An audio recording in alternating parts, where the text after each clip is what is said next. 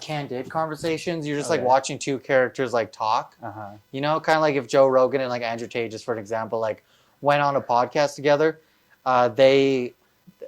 you would know what the conversations would be about, right? You're not really watching the conversation, you're just watching these two people kind of come together and talk. But like you know what Andrew Tate's about, you know what Joe Rogan's about, so like it's not really a conversation between two people. Yeah, it's kind of more like a brand or like a product. Exactly. And then even like podcasts, like I don't know, like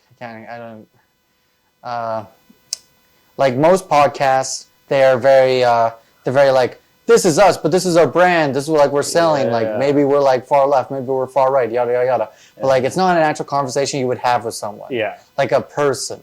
But because like if you go to your friend, you wouldn't be like, hey, what's the most traumatic, funny thing that you could tell me that happened this week?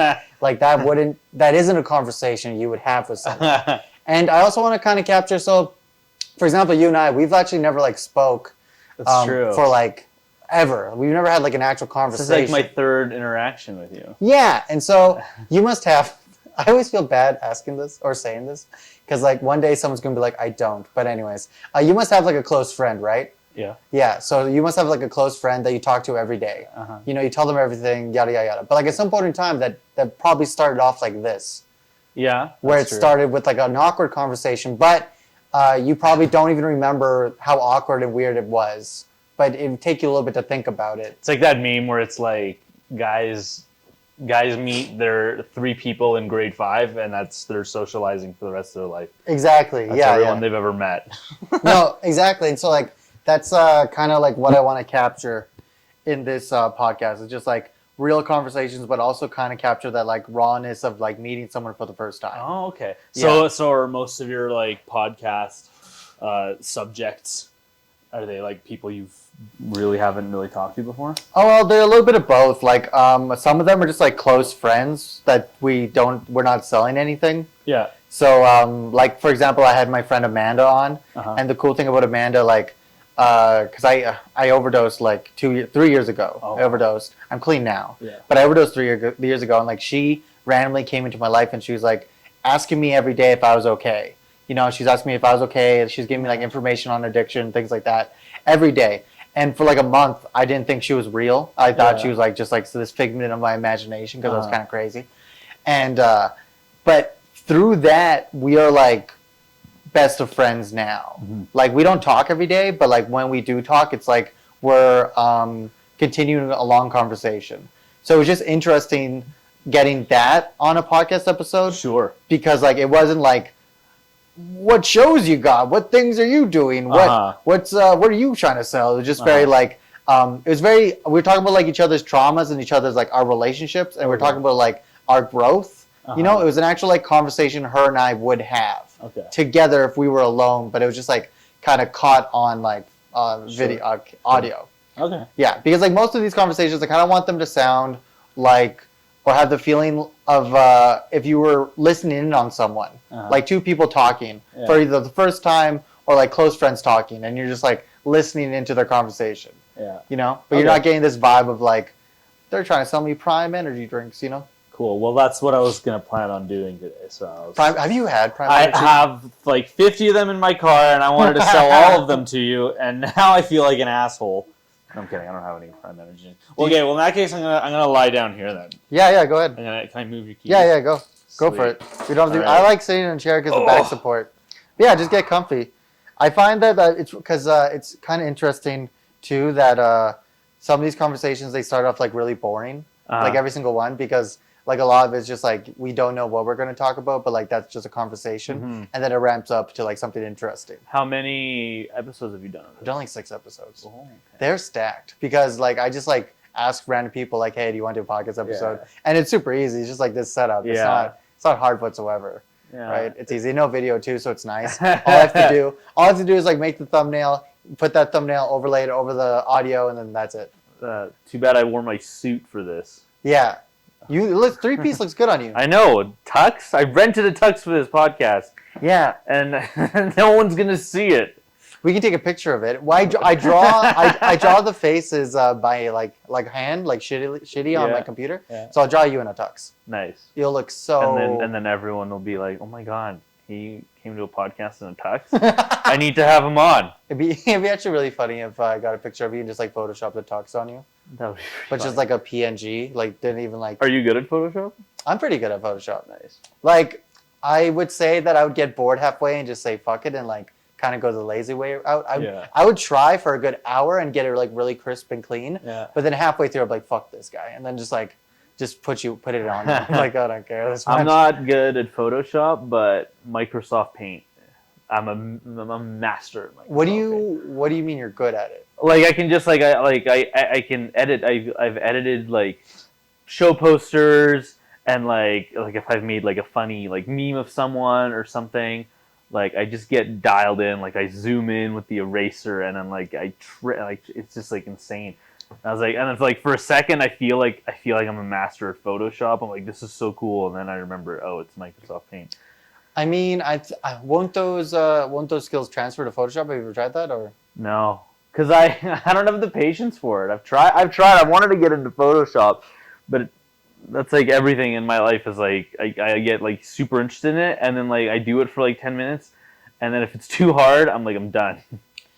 I mean, if you're doing a good job with like Microsoft Paint, I don't think you need Photoshop. Like how well of a job? You just gave me a look. How well of a job are you doing on Microsoft? Well, I don't use it very often. No. What stemmed that like need for Microsoft Paint though? Like what was the I need to learn this. I need to do this. I need to do this. Let's see. Where have I used Microsoft Paint before? Actually, in university, I majored in chemistry and I minored in theater. And for all my chemistry labs, like we'd have to write lab reports. Yeah. And I would like use like Microsoft Paint to like make graphs. Everyone else was using like Excel, and they were using like proper like formats for graphs, and then I'd use Microsoft Paint. That's almost like the artist coming out of Yeah, but it's in the most wrong place where they don't want any art. They're like, you need to use the software we gave you, and I'm like, no, I'll just use Microsoft Paint. You're a major in chemistry? Yeah. That's pretty sick. Yeah. Do people like guess that when you're like up there doing improv and stand up? No, it's not. People don't really guess it. It's not, I guess, common knowledge. I don't talk about it a lot because I don't. Do you have any like jokes or whatnot about chemistry? I've tried writing a couple. There's this professor I had. The one thing I tried to write about is that like most like in my chemistry department, it was pretty boring. Like, yeah. I didn't really have tons of friends in chemistry, and like there wasn't anything interesting going on. But the one piece of gossip there was that one of our profs had like left his wife for a grad student. Whoa. Yeah. So I tried writing a joke about that, and it was kind of fun for me, but I never really brought it to the stage yet. Maybe I'll bring it. Maybe. Do you still think about chemistry because you majored in it? Do you ever have that in the back of your mind? Does it still intrigue you? Yeah, sometimes. Like sometimes I'll like in the like you know how comedy has its highs and lows. Yeah. In my lowest of lows, I've always thought to myself, I guess I could go back to school and like try and like, but I know in my heart that that's not what I want to do for the rest of my life. But it's cool to like think about like now that I'm out of the degree and it's not none of it's for grades and I'm not stressing out over it. I can kind of look at it from afar and like appreciate it and like see like, oh, this is actually pretty cool. Like this is how the world works. Like these are some like concepts that I learned about in school that I kind of know how they work. I have no idea how anything works. You don't have no idea how anything works? No, like I just worked for this construction company. It was like electrical civil construction, and like we built trenches, and in these trenches, yeah, we built for what, the war? Yeah, that's what I thought too when they told me. They're like, you'll be working in trenches. I'm like, where am I going? But we're sending you to the front line. We're sending you back in time to Vietnam. But so these trenches, and like apparently these trenches are filled with like conduit that's filled with fiber, and that's where you get your internet from. Already you're saying words I don't know what they mean. Isn't that insane? What is conduit? Conduit is like a very long plastic, probably not plastic, but plastic pipe. And they push cable, so like electricity and like Wi-Fi through these cables. Okay. and it goes underground, and then that's how you get your Wi-Fi and electricity. Oh. I didn't know that. Do you know where I thought electricity came from? Where did you think? I thought it came from the ground. I thought they got pumped from the ground. No, I'm not fucking with you. That's where I thought electricity was pumped from the ground. Yeah. Like water? Yeah, that's what I thought. No one explained it to me.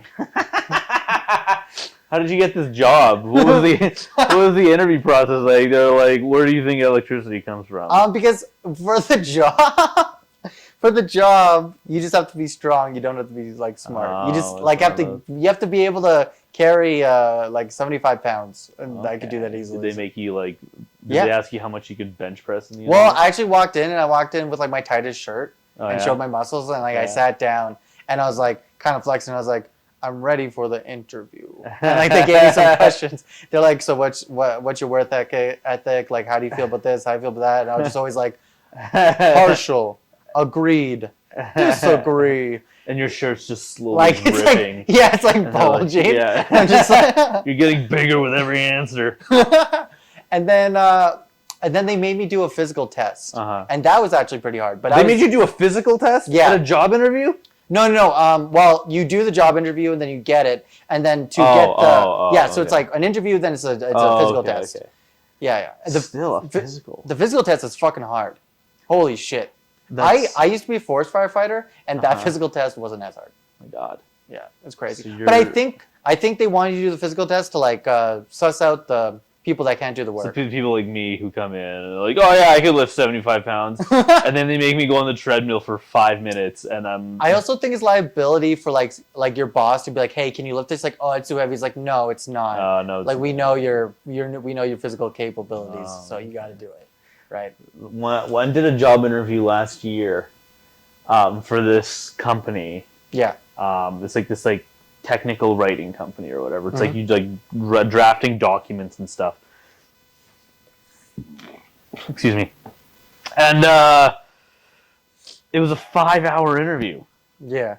It's a 5-hour interview, and so there's the pre-interview where they talk to me for like 30 minutes, which I thought was the interview, and they're like, okay, we'll get in touch about an interview. And they got in touch with the interview. There's like, it's 5 hours, and there was like the formal interview process. And then they made me do an online escape room with these other people that are part of the company. And then they made me do like this like problem an online solving. Escape room? Yeah, I did an online escape room. How's that work? It was it's funny because I'm usually pretty useless in escape rooms, and I was in this one. Well, I started off really strong. I made like a couple of really strong moves, and then I was useless for the rest of it. And it was a really funny escape room too, because it was like everything was like normal volume, and then every time you unlocked a clue, it would be like, and it was like so loud, it like peaked the like speakers. Anyways, I had to do an online escape room for a job interview. I got the job, but then they fired me. What was the job for? Like writing documents for companies. It was boring. It was really boring. It was awful. Yeah, because you said writing, but I was like, well, what kind of writing would they need you to do? I guess like they wanted to test your imagination, maybe? Maybe my team, it was a very new agey, like one of those new agey companies where they're like, we're a team, we have synergy. Yeah. Like every week we like did hour-long meetings where we just like talked about like, we like played improv games, or like they'd like, okay, this week's topic of discussion, what's your favorite cereal? And like we'd spend an hour on that, and I'd be in the office. I'm like, oh my God, we're spending an hour on that. Would you wish you were just working? Like when that was happening, like an hour long. Yeah, I don't know. I mean, yeah, it was like whatever. I just kind of sat through it. I didn't really care about the job. I just cared about the money, because the money was good and the benefits were great. Yeah. But I didn't care about the job, and I didn't really care about any of that new agey office dynamic stuff. But yeah, they fired me. When I did the physical test for that civil construction job, I thought I was gonna be working like that all the time, and I was kind of scared. I was like, man, that was like pretty intense. Yeah. And then like when I got to the actual job, like I was the most laziest piece of shit you'd ever seen. Yeah. Yeah, like they never worked me like that ever. Like only when I had to pull cable, but that was it. Like I found that I was like sometimes like just have a shovel in my hand, and I would start just like hitting the inside of the trench, like making dents, because I was just so bored. I was like, I would do that. It's funny. And then I would just think of like, man, like Wi-Fi is such an important thing in power. It's like, but here I am, fucking around in the trench. You're fucking around in the trenches, Arturo. Get out of there. The Vietnamese are coming. Fuck, those times were scary. Like, I don't even know, but have you ever seen those pictures of the Viet Cong and they had like tunnels underneath shit? It's fucking intense. Yeah, I've seen, and that's what you did. Yeah. I was secretly working for the Viet Cong. They're coming back. What's the worst job you've ever had? Kitchen work. Kitchen work? Yeah, I fucking hate kitchen work. Really? I worked my way up from like an aquatic technician all the way to like a chef, and I just hated it all. A what technician? A dishwasher. Oh. What did you just call it? Aquatic technician. Why did you just call it that? Just because it sounds cool. Aquatic technician? Yeah. That's like when Indeed does this now. They post job postings and it's like retail ambassador for the textile, and it's just like you're a cashier at the Gap. I think I like saying it because it just throws people off. Yeah. Because I used to be a janitor at my high school. Yeah. And that was like the best job I fucking loved. Yeah. Because I only worked 2 hours a day, and it was with my friends.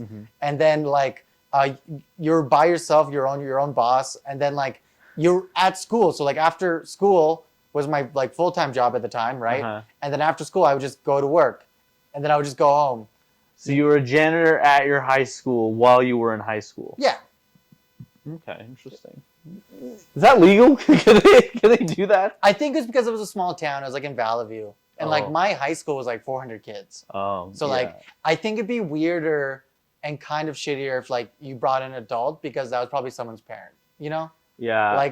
Like in Calgary and Edmonton, the idea that you're going to be a janitor at your kid's school is very low, like probability.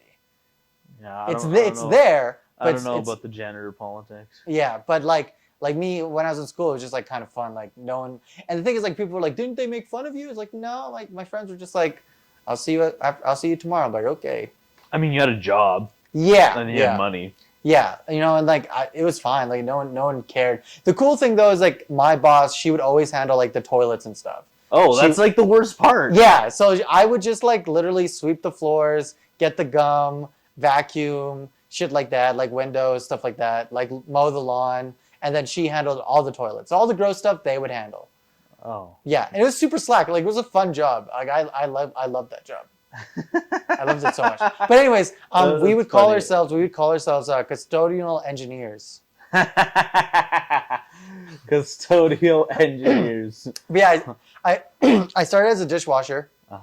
And then this was because I moved to Edmonton because I wanted to like follow this like film comedy thing, and then I became homeless, and I was like homeless for 2 years. Oh, wow. And so the one thing they told us at the shelter, or me, they were like, if you get a job in the kitchen, they'll give you food. And I was like, whoa, what a coincidence, because I need food because I'm homeless. Yeah. So then I went to go find a job at a kitchen. I worked at the Pint on White, and like I worked as a dishwasher.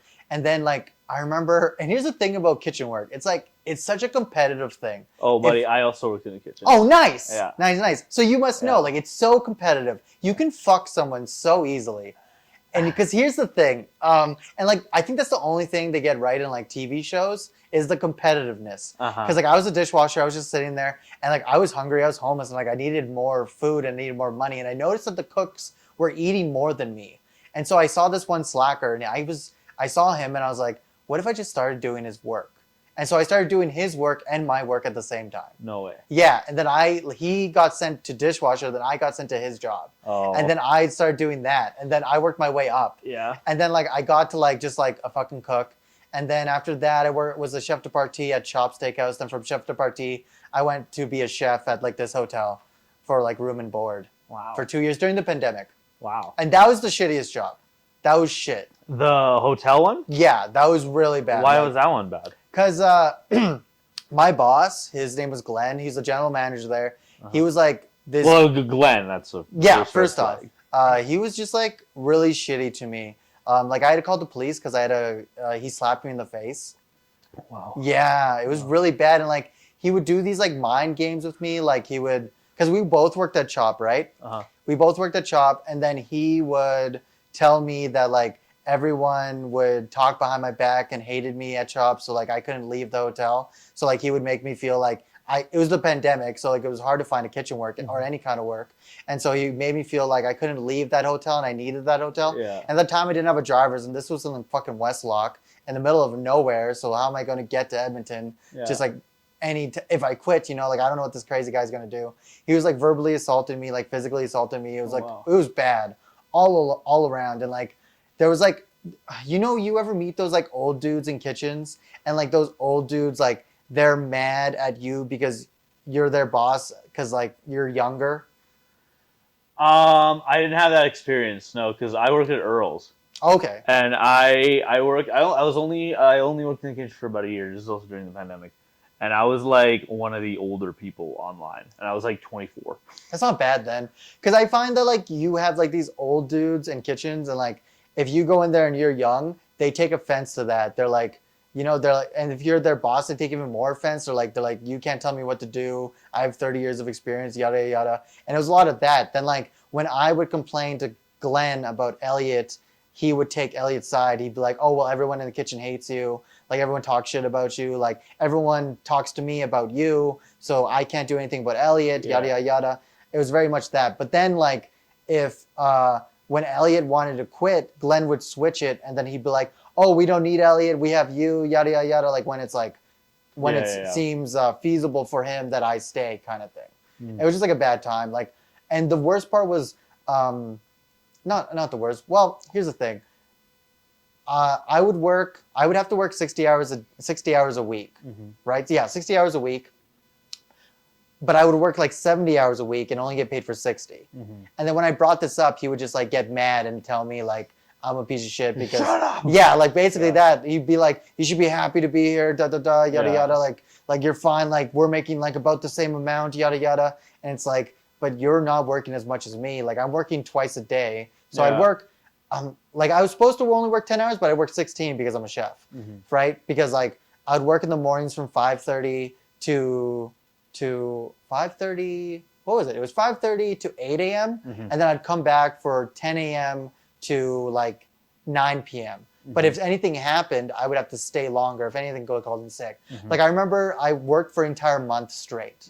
Like an entire month straight, no breaks, no nothing, because 2 people got called in, got called off. And then when Glenn came back, because Elliot complained about me, Glenn wanted to devote me to go to an Edmonton location and put Elliot as like the chef, because he deserved the respect and yada yada. Even though he called in sick like 3 times and I worked the entire month. It was just bullshit. Yeah. Like overall, the money was good because I didn't pay rent. I didn't pay rent, Wi-Fi, food, anything for like an entire month. You live at the hotel? Yeah, no, it's not for an entire month. Entire like 2 years. Yeah, I lived in a hotel. Nice. So it was like free everything. So I racked up a lot of money. Yeah. But it kind of felt like I sold something. Yeah.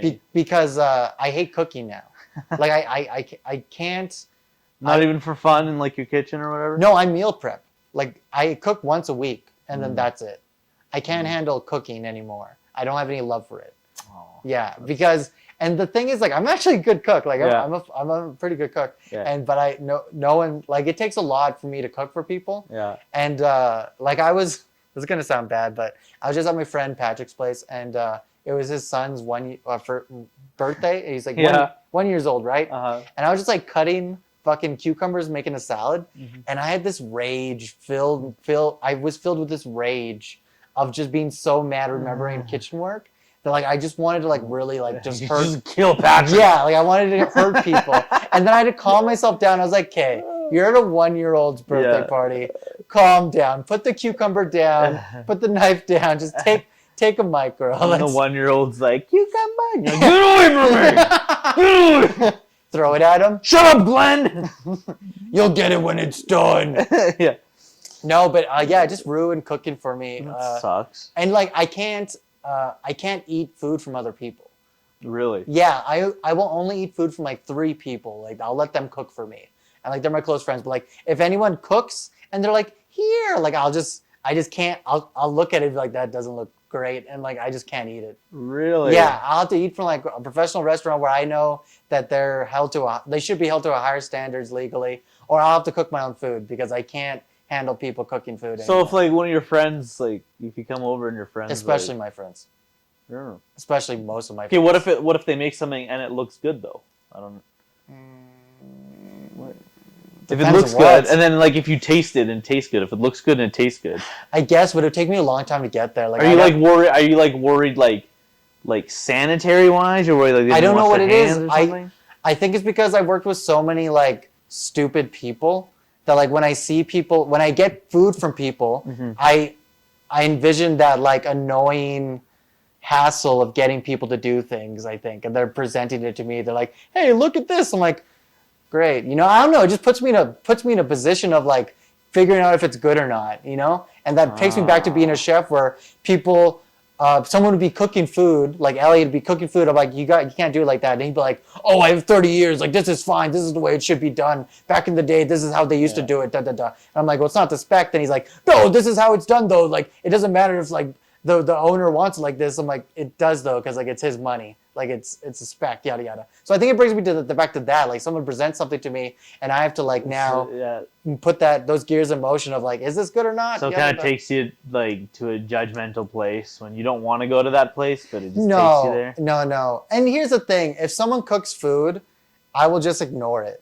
I won't like look at it and be like, oh man, you shouldn't be doing that. I'll be like, I'm just not gonna eat it. Well, no. I mean, like, it still takes you to that. Like, you're not outwardly saying anything, but inside you're kind of judging, and you can't stop usually yourself. because like then I just won't look at it. Like if someone's cooking food, I just won't look at them because like I know instinctively I will like judge it. I'll be like, you shouldn't do that, or like that isn't how you flip it, or like this is the and I just will have to look away. Like I just can't. I feel I think I can relate to that to a certain extent with comedy, where it's like it's hard to just watch comedy now. Like now that I've been doing improv for 7 years, I've been doing stand up for a couple of years, and like it's hard to just watch comedy, like a piece of comedy, purely as like just someone watching comedy.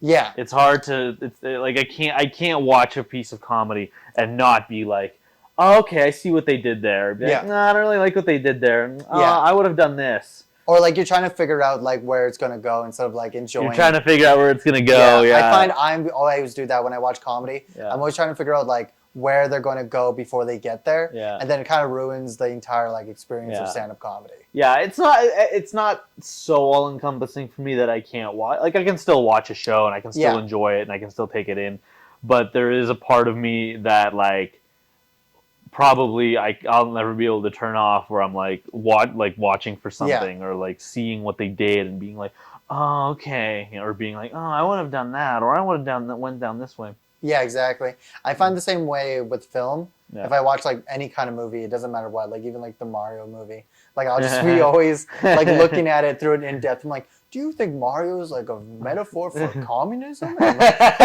I'm like, then like I was watching with Mario an imperialist. Yeah, and then I was watching with some guy. I think it's just a Mario movie. I'm like, I don't know. Bowser seems like he's a metaphor for the incoming change of the economic structure. I can't turn that part of my brain off. But I think the difference is when I watch comedy and movies and like I get into that in perspective mode, I'm enjoying that process because I like it. Mm-hmm. But with food, I think the disgust comes from I don't enjoy that process anymore. I don't care how you got there. I don't care anymore how like someone made this lasagna. If they're like, my grandma passed it down in generations, what she did. I'm like, I don't care. Like, I don't care. I don't. I'd throw it in the trash. It doesn't matter what your grandma did. Okay, she's dead. But like, that has nothing to do with food anymore at this point. But like, I think that's like, obviously that's me projecting my anger and like my hatred for like kitchen work onto that dish. Yeah. But I don't have any care for what you do with your food. Because like, so if you bring food to me, you're like, I did this. I'm like, cool, that's great. Yeah, good for you. You sauteed, nice. You know, you heated the pan till it was smoking. Then you put some veggies on. You sprinkled some water. Nice, you sauteed. All right, and now for the next portion of the podcast, I will be cooking for you. That'd be hilarious. This sucks. I am under immense pressure now. That would be hilarious. Here's the thing: if I have ate food before, like someone like gives me something, I've gotten better at like just taking a bite, like, oh, it's good, without like thinking about it too much. Yeah. You know, because then that's my downfall, right? Like, but like I just can't eat food from anyone. Like even my family, like my grandpa, he would try to cook for me, and immediately I was just like, Grandpa, are you seeing that? Are you okay? Like, you know, in my head, but I was like, this is a good, Grandpa, thanks. Like eating and shit, but like inside I was like, this is not great. Grandpa, this is just toast and a piece of ham. Well, actually, it was funny. He's like, I got all this food. You can eat all this food. He brought like 5 different loaves of bread. And he's like, look at all these food. And I'm like, it's just bread, Grandpa. He's like, yeah, but like we have beans. And I'm like, fuck my life. Yeah, but the beans is what makes it. And I'm like, fuck my life. That's funny. You know? And like, sometimes my sister tries cooking for me and I'll eat it to be nice. But like, I just can't handle food processing. Like, if like my friend Amanda, I'll let her cook for me. Ashley I'll let cook for me, and Emily I'll let cook for me, and like it's solely out of love. Yeah. Like my love for them will like always take over the chef inside of me. You know, I won't care. Well, that's kind of sweet. Yeah, because like one time Emily, she's sweet, and she made me pasta. But what she did was she made the noodles, right? And then she put the pasta sauce just on the noodles when they were hot, and she stirred it, and like, cause like she's like, it'll warm up, you know, and then she served it to me, and then like the middle was cold, and so then I was like, I didn't get that weird chef moment. I was like, this is cold in the middle. She's like, oh, it's hot on mine. Then I felt hers. I'm like, that's warm. She's like, yeah, it's warm enough. I'm like, okay, and then, like I just put it in the microwave and I just warmed it up. But like usually I would never talk to that person again. No, but usually I'd kill them. Yeah, I would throw them out themselves with the dish. Wait, hold on. So okay, so she put the pasta noodles into the sauce in the pan. Yeah, she put she made the noodles, boiled it, drained it, put it back in the pan, and then when they're hot, she put the pasta sauce, stirred it, thinking that's going to warm up the sauce. But what you should do, you should like boil the noodles, cook the noodles, put it in the pot, put butter and oil so that it stops cooking. Yeah. And then you put you get a sauce pot of your sauce. Yeah. And then you put some butter in there to thicken it. Whisk. Then salt, pepper, like some lemon if you want. Then your protein. Then you put the protein on the pasta. I thought you put olive oil in pasta to prevent the noodles from sticking to each other. I mean, you could do that, but you can also, well, that's the oil. The oil and butter, you can, because right. like the butter is for flavor, then the oil will stop it from cooking and sticking, I guess. Oh. Same. Interesting. Yeah. But you can't put, I don't care. You know what? I don't know. Yeah, we're not going to talk about it because this is going to make you mad.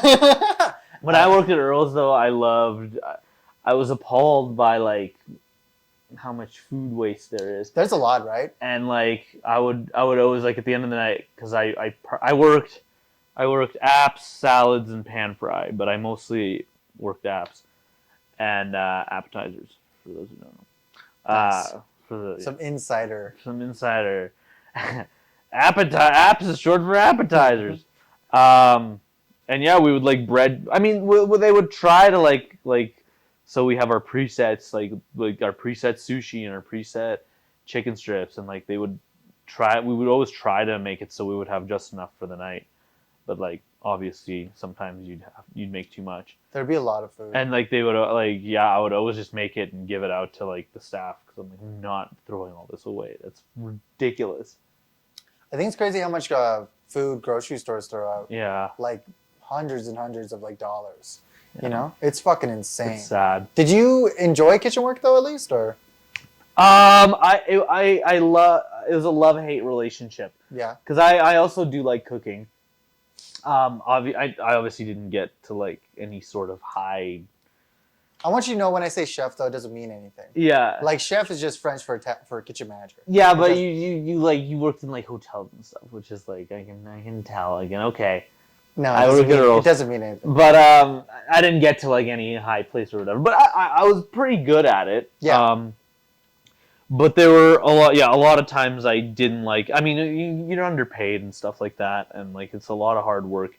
I did it during the pandemic, so it wasn't as bad comedy wise. But like right now, I definitely it's out of the question because like you have to work nights mostly in the kitchen. Yeah.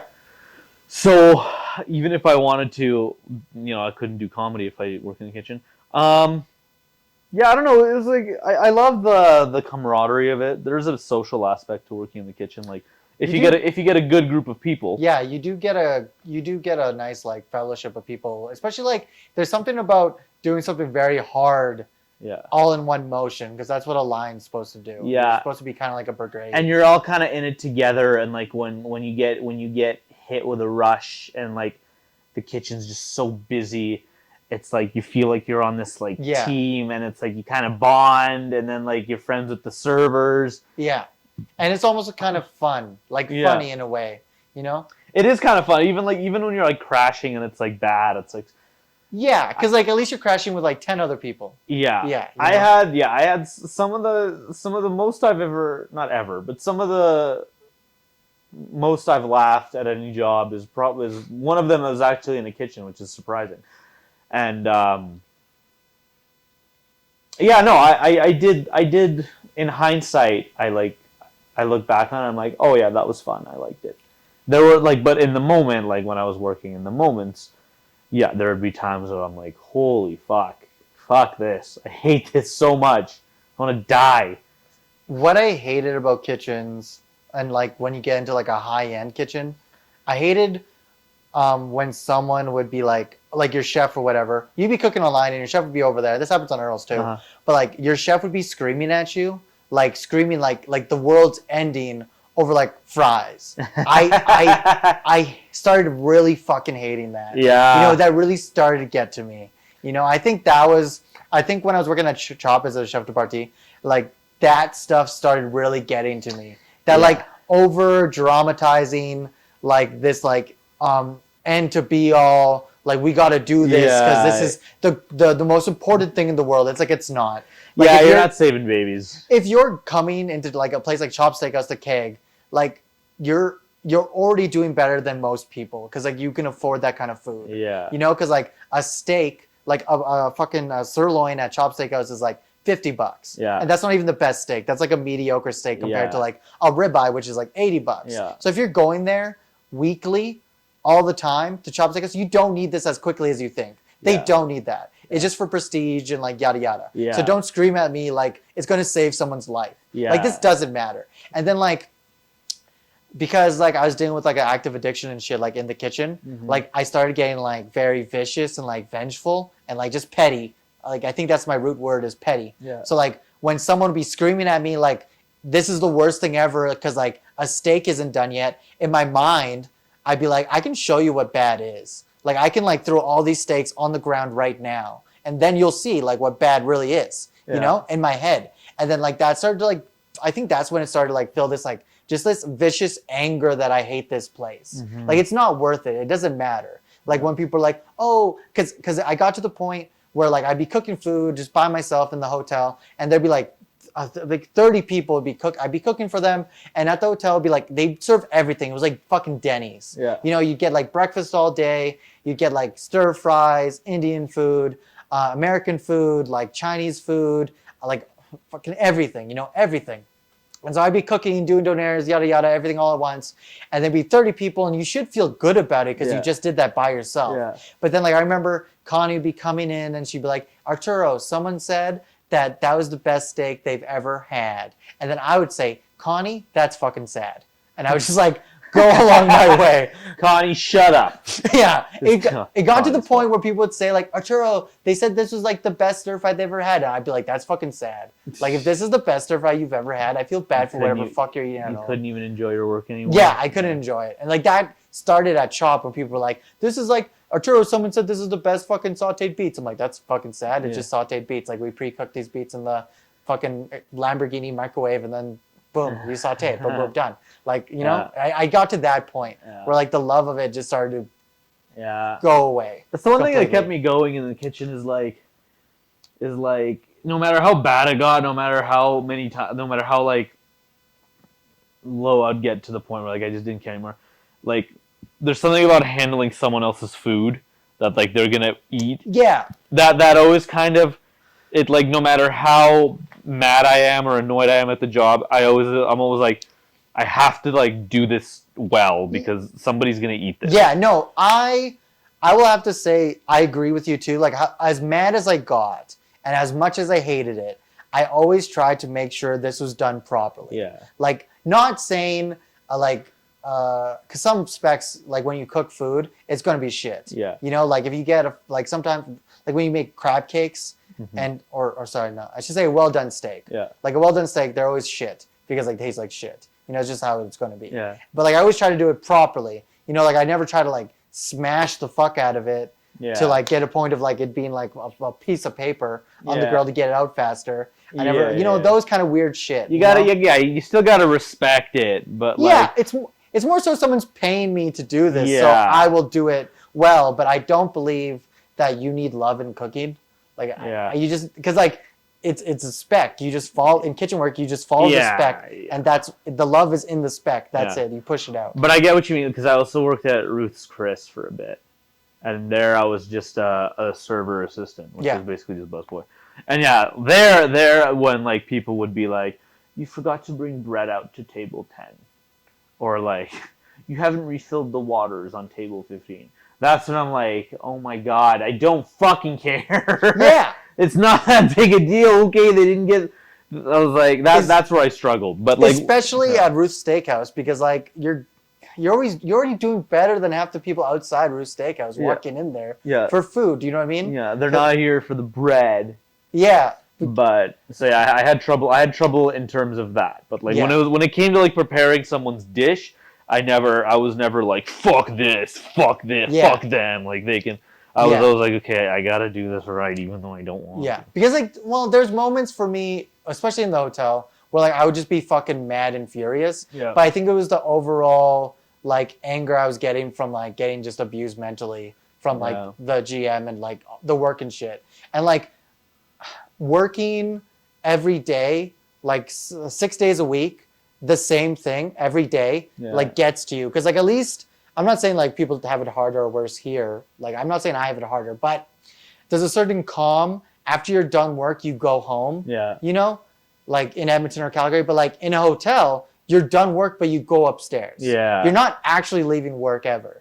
Yeah. Like I didn't have to leave the hotel ever. You know, and the problem was like I can get called anytime. So like during my day, I'd be sleeping from working all day, and then I get called, be like, you got to come down here. Yeah. There's like people are going crazy. I'm like, what the fuck are you mean people are going crazy? And I go downstairs. I'm like, how is this bad? Yeah. I don't understand. How is this bad? You know, like because like I think like once a month I get called because Sunday was my only day off. Like once a month I'd probably get called like twice every time to go like downstairs to help. You know, and like that's annoying itself because you only get one day off. Then you have to go and you have to see these people and like, oh my god, it's fucking ridiculous. Yeah. Also, the fucking the dirt, the grease of the kitchen is always on you. Do you get kitchen hands where you can grab hot plates and I can grab hot shit now. Yeah. Like my fingers are all numb to like. That's so great. Living in a hotel. That sounds like what's that Tom Hanks movie where he lives in an airport? I know what you're talking about. I forget what movie that is. You never have to because there's a gym there. There was a gym, I'm presuming, in this hotel. Yeah, but I went to the gym just across the street. Oh. Yeah. Was there a pool? Yeah. But like I only get one day off to use the pool. So like my schedule was very like in order. Like 5 a.m. I'd wake up. 5:30 I'd get down. I'd make breakfast. I'd have like 20 to 40 orders of like breakfast orders to make. So I just make them really quick, pump them out. Cuz it's like to go breakfast. So they would the night before they'd give me a list of breakfast orders for the entire hotel. Then like some orders would be like 6 a.m., 8 a.m., whatever. And then I would make them to the time and pack them and then they'd go. Then the person would pick them up, take them away. So I do that from 5:30 to 8. I'd go work out. I'd come back. I would like write a little bit of like Johnny Blair. And then I would go get ready for work for 10. And then I'd go get there for 10, start everything up, and then people would come in for lunch. And then from 10, the next guy comes in, I work with him a little bit, he does some prep, yada, yada. And then from 10 to like 9 p.m. I'd be there, and then I'd do it again every day, over and over again. So like I never, and the problem was is like I never like saw anyone. Like all my friends were in Edmonton. I didn't have any friends in Westlock, and like I would just be by myself, like usually all the time. Yeah. You know, and then of course I'm not gonna be friends with my coworkers or like my boss. You know, like the hotel life and like the abuse started this thing of like I can't trust anyone that I'm working with or around me. So I just have to be by myself. There'd be like little moments and little people like being friendly with me and I'd be friendly back. You know, there are people that I worked with that were nice and I enjoyed working with them, but there'd always be that like weird paranoid feeling of like they could be in on it. Like whatever like the Glenn is coming at me for, like they could be in on it. Yeah. I can't give too much, you know? So what do you do for work now? Nothing. Nothing? I'm on EI. Oh. Yeah. So like from the civil construction, they laid me off to do this trip. And so I'm just not going back. Oh, wow. So I'm doing just this full time. Nice. Yeah. Do you want to like, are you like thinking of like, making like a swing at comedy full time? I think that's what this is for, really. Yeah. Like, to be honest, stand-up comedy isn't like my favorite thing in the world. Yeah. Like I love, here's the thing with stand-up comedy. I love the process of stand-up comedy, and that's why I want to do the flail, because like that interests me. It's like, it interests me from like how a joke cultivates into like a special. You know, how like that started, because like how any special's formed is how any like open micer does it. You know, they have to go to a shitty show or like a nice show or whatever show, and they have to do their time, and then they try those jokes, and those jokes go on their special. Yeah. So I always find that interesting. I like that process. But like overall, filmmaking's like my gem. Like that's my happy spot. Okay. So I like that way more. But if I can mix film and stand up at the same time, then that's like perfect. Nice. Right? Because like it fills me with like joy and whatever. Yada yada. But like I'm going to school not this year, but probably next year for filmmaking. Where at? It's at Nate.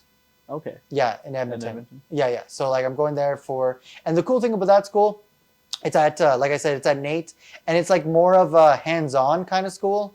So it's like you're going in there and you're like learning what someone does rather than like what to think. Because I find that like a lot of complaints I'm getting, a lot of like research shows me that a lot of like artsy schools, like in Vancouver and Toronto, those prestigious schools, they teach you like what to think and how to feel about film. You know, like Rosebud, what does it mean? It's like I get it. I get it. Citizen Kane was great. It's back in the day. Just he's dead. We get it. Okay. Like, but the thing is, like, I need to learn the lingo of film because I don't know. I know how to think about film. I know how to like dissect film. I know the motifs. I get the hero's journey, yada yada. Like I get that stuff.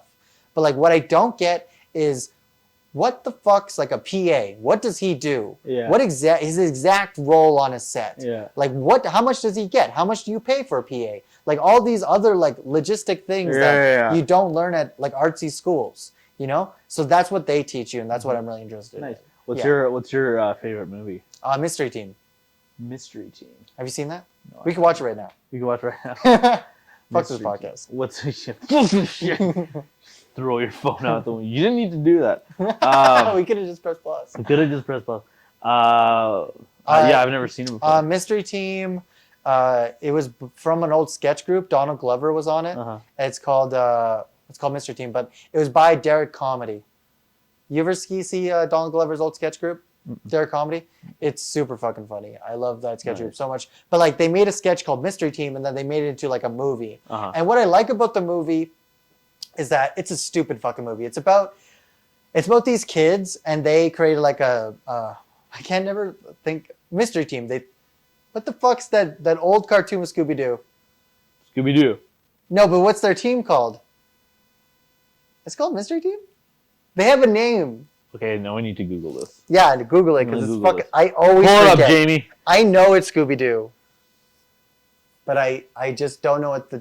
Is it called Mystery Team? Did they steal Mystery Team? It's blowing my mind right now if they stole. I think it's a mystery. No, it might be a Mystery Team.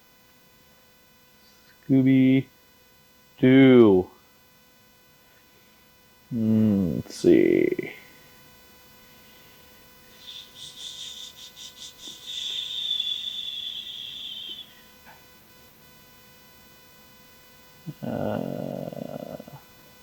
I think they're just called...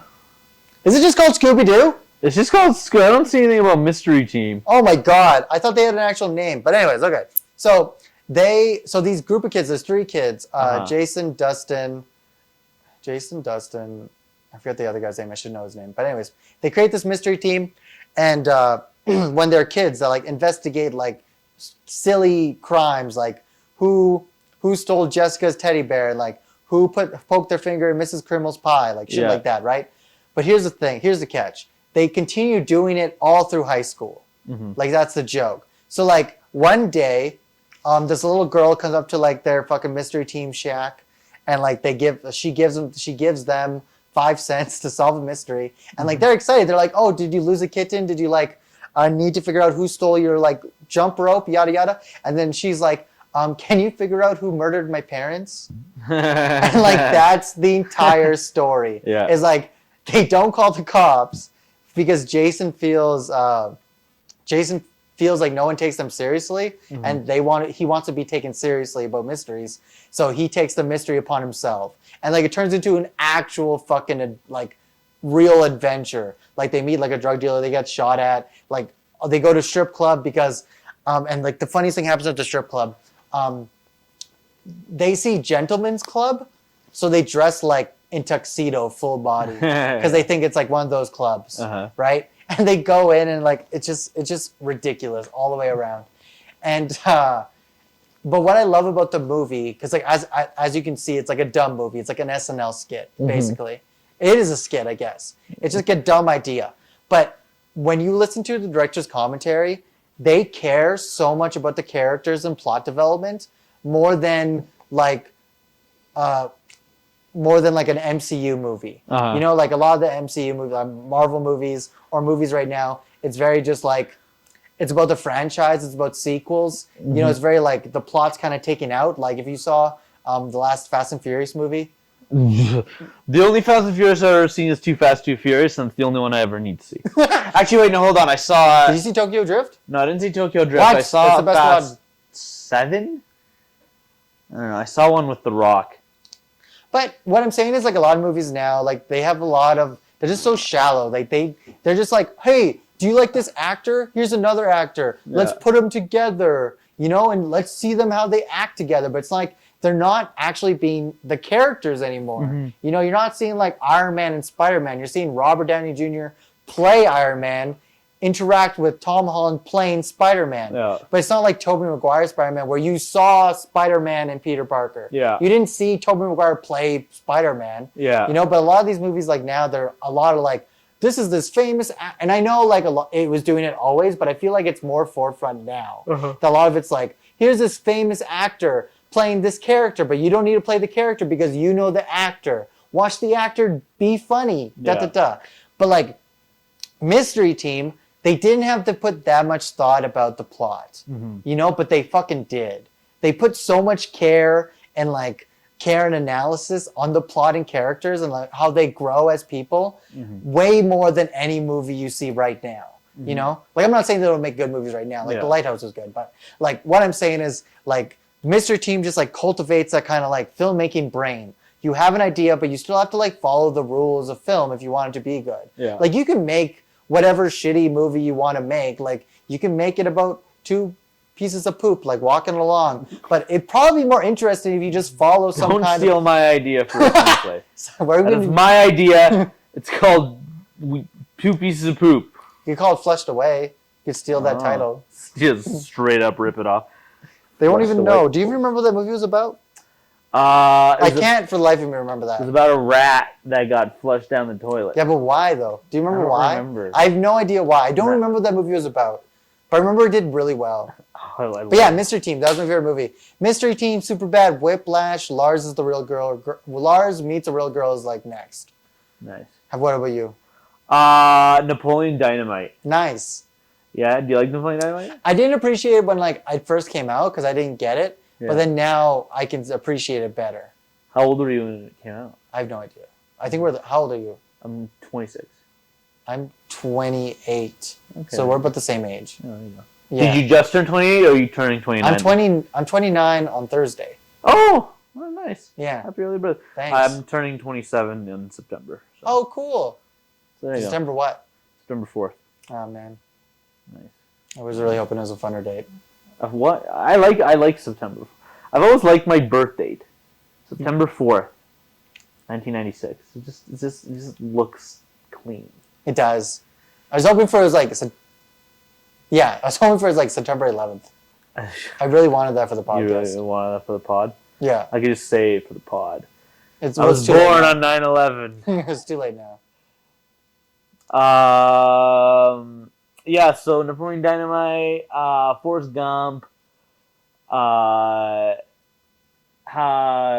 Me If You Can. Catch Me If You Can is fucking amazing. Right. That's an amazing fucking movie. I remember watching that as a kid, like, back and back. I love that movie. Yeah. Oh, man, wait, no. The Sam Raimi trilogy is also on my list of favorite movies. The which one? Sam Raimi trilogies? Sam Raimi, Spider-Man trilogy. No, I'm not as big of a movie guy as I am a TV guy. Who's your favorite TV show right now? Do you like Barry? Sorry? Barry? Barry? Is that the one with, Bill Hader. Bill Hader. No, Yeah. I haven't. Okay, maybe I'm not as big of a TV guy either. I watch more, like, I love, like, Sunny, like, Arrested Development, Trailer Park Boys, Office. I love those, like, kind of, like, grit, like, Office isn't a gritty comedy, but, like, yeah, I don't know. That's not comedy. Almost, like, absurd, but, like, put in reality, like, this could happen. Yeah. Like, these people really exist. Yeah. I like the realism of it. Yeah, because The Office is absurd, but, like, Michael Scott is definitely, like, a boss you would see. Yeah. You know, like, maybe not that dramatic, and he would probably not get away with so much, but, like, there is those people. I love the people who are like, you could never make The Office now. You'd get canceled.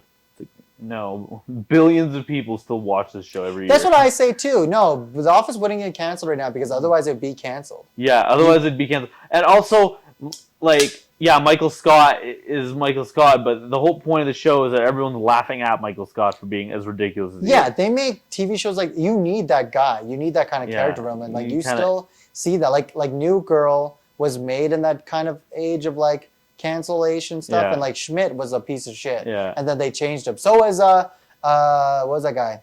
Barney. From How I Met Your Mother? Yeah. Oh, yeah. He was creepy. But, like... he didn't get canceled because he changed overall, right? Yeah, he was pretty creepy. Yeah. But this has been fun. It's been like an hour. Has it already been an hour? Yeah. We've been chatting away. No way. Yeah. 57 minutes, bucko. Wow. That flew by. Yeah. See, that's what I like. That's what I want from the podcast is, like, it start boring and then it ramp up. Yeah. To, like, a fun, actual, like, real conversation. Yeah. You forget about that you're mic'd, you forget everything, and then you just chat and whatever. That's what I wanted. Nice. That's what I want. Cool. I'm kind of excited for the day where I meet someone and, like, it doesn't ramp up. It's just boring. You just talk for hours on end. Yeah, and I try to, like, get it going, but it's just a boring conversation. But I think that will happen, but I'm excited because that's the whole point of, like, this kind of experiment is it's supposed to, like, continue on. Yeah, sure. It's still recording. I guess we say bye. Bye. Bye. Let's we have a minute and 50 seconds before it goes. Nice. What's your favorite color? I like yellow and green. Nice. My favorite color is purple and yellow. Purple and yellow? Yeah. Cool. What got you into comedy, by the way? What got me into comedy? Well, Well, was it improv or comedy first? Improv first. Do you find that stand-ups hate improv? Yeah. Do you ever meet those guys? Yeah, why, though? Because you do improv on stage. It's not necessarily... I mean, no, I guess hate could be the appropriate word in some cases. I don't know. It's weird. I think stand-ups hate improv because improvisers can just, like, make something up on stage and it's funny.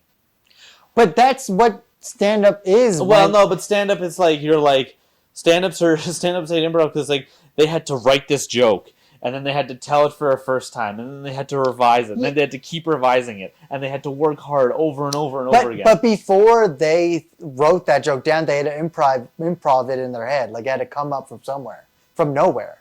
Do you know what I mean? Like, they're walking down the street and they had, or they're in a plane, they had airplane food, and their brain was like, oh, what's the deal with airplane food? Like, that's an improv. Well, I mean, this is kind of like you're thinking. Like, if you get super duper meta about it, but like, I just mean like in terms of like the process itself, it's like there's a lot of work that goes into crafting a joke, and I think stand-ups don't like the idea of improvisers who are just able. Not all stand-ups. A lot of stand-ups understand that it's just a different art form. Most.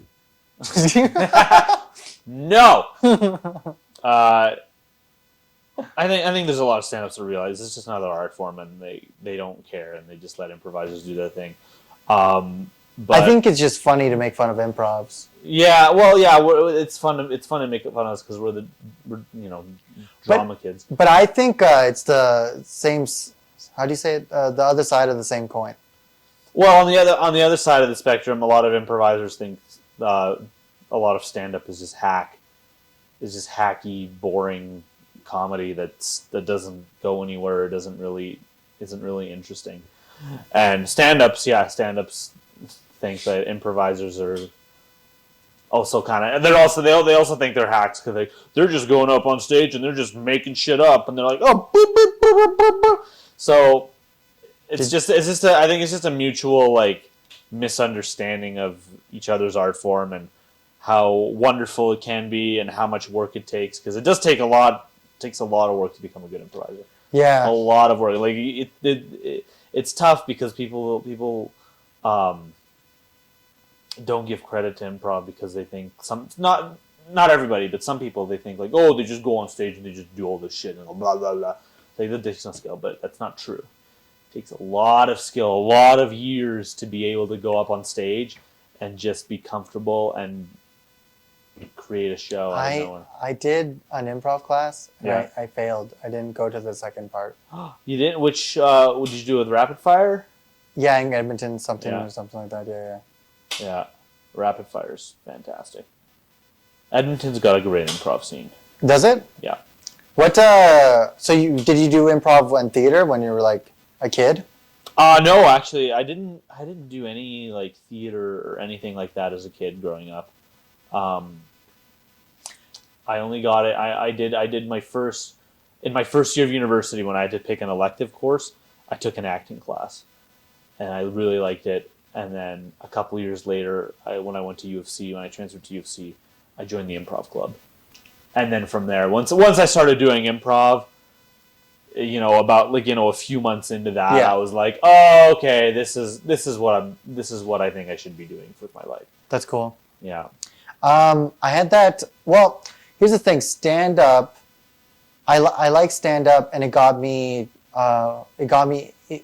there because like I was doing like drugs and shit. I was like heavily in addiction, yada yada. Yeah. And then like stand up was the thing that like kind of like put the foot in the door to like a better life. Mm-hmm. Because I remember it's kind of funny, but like I had a plate of like just cocaine, right?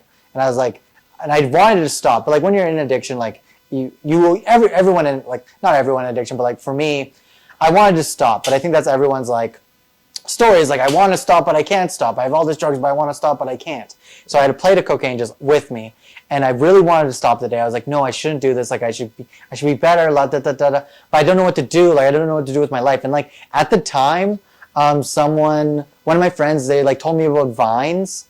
Uh-huh. And he was like, this is a throwback. This is like 2016. Yeah, this is a long time ago.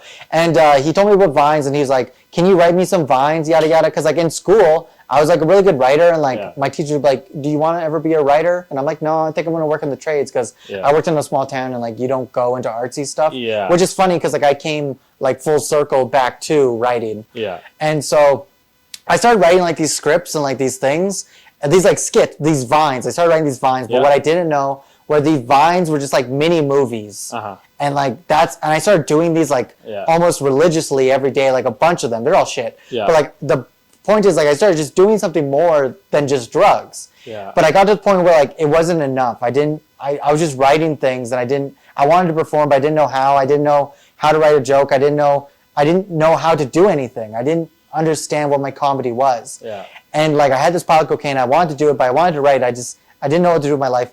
And it was only when Bo Burnham's What came on Netflix. A little clip of it came on, and I started watching it, and then that was the moment, that 1 hour, I had the moment like you, where I was just like, this is what I want to do. Yeah. I don't want to do like the Seinfeld, Adam Sandler, like jokes. Yeah. You know, I want to do like these absurd, weird jokes, these ridiculous, embarrassing jokes. Like, this is what I like. This is what I want to do. And then stand up like really grabbed me and like pulled me in, because for a long time I didn't get what was so captivating about stand-up beyond writing. I didn't understand how to perform. I didn't understand why you'd want to perform. And I would go back, I'd like watch Richard Pryor and like Bill Cosby and Adam Sandler and like all these big comedians, and I didn't appreciate it because I didn't understand what they were doing until I watched Bo Burnham, and he made me think differently about how a stand-up special can be written. And then I went back to like Richard Pryor, then I could like I could better appreciate it, because then I understood what he was doing, like how he got there. Yeah. And then that's what really pulled me into stand-up, was like the process of how you move and how you improv and how you do writing and how just the process of like the joke itself. And then I think that transferred into filmmaking, because you have to take all those things and put it into filmmaking. Like the process of filmmaking is kind of like the same process of like grinding at a comedy show, but it's just very it's very immediate. You know? It's cool. Yeah, no. Because like stand-up, you wait all day to go to a show, and then you wait to perform. You know? It's not very immediate. But like when you're holding a camera and you're looking into the camera and you change like anything, it's immediate. You get what you're looking for, and you can find what you're looking for, and then sometimes you find new things. And so that's what I like about it. Like, it's just very immediate, you know? Yeah. Yeah, it's a lot more accessible, and there's a lot more to grasp on. Yeah. But like improv, it's like performing wise, like I've been here for like this is my second week in Calgary, and stand-up is cool and it's fun, and I'm enjoying the Flail series, but it's still waiting for shows that like kind of daunts me, you know? Like that's the thing about stand-up, is like it is a lot of waiting. Even when you get up to the level of doing 45 minutes, an hour. Yeah. It's like it's crazy. I mean, yeah, in that waiting, of course you're preparing and you're writing new stuff, but like, yeah, it is kind of, I don't know, I didn't actually really think about the fact that it is. Because like, think about like what time you wake up and all that energy you're using for being awake all day, and then you get to the show and it's like, I've been awake for 8 hours. But then now I have to really work. It's kind of just... Yeah. Well, there's like so much... You spend so much time... I mean, I'm sure everyone's different, but, you spend so much time thinking about your jokes. Exactly. And thinking about your standing in the community, and thinking about your career. And it's like... You can if this is worth it, you know? And you can just think yourself into a million different conclusions. Right. And it's like... It all goes away once you do your time. Yeah, you of course. do your time, whether it goes bad or it goes well, you get off and you're like, you have that sense of relief. You're like, I did it, I went up there, I worked at it, I had fun, hopefully. Yeah. But then, you have, a couple hours of peace after that, when you're like, unless you bombed really bad, and you've been bombing really bad repeatedly, there's not a lot of peace. But like, if you do like a good set, you're like, okay, there's some peace now. It lasts a couple hours. Yeah. And you wake up, and then you're like, fuck, I'm thinking again.